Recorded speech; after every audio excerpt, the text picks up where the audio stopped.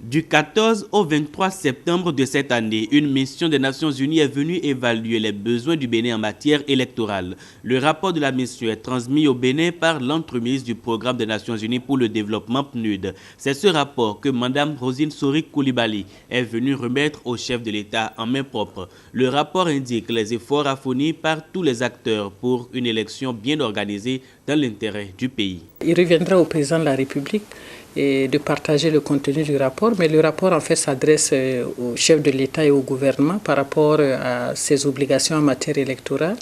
Il s'adresse aussi aux institutions impliquées, que ce soit par exemple la Sénat, dans le cadre de l'organisation des élections et des efforts, des améliorations apportées au processus électoral, que ce soit au niveau du COSLEPI, et concernant effectivement la liste électorale et les cartes d'électeurs, que ce soit au niveau des acteurs politiques par rapport à leur engagement et au niveau des élections pour qu'on s'assure que la présidentielle sera une très bonne présidentielle, qu'elle sera inclusive et qu'elle sera apaisée.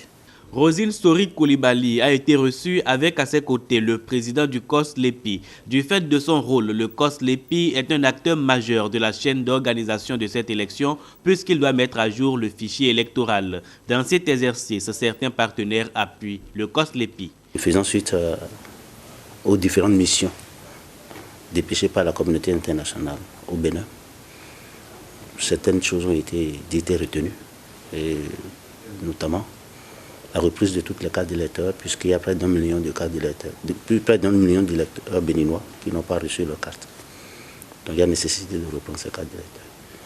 Ensuite, il y a l'enrôlement des Béninois de l'extérieur.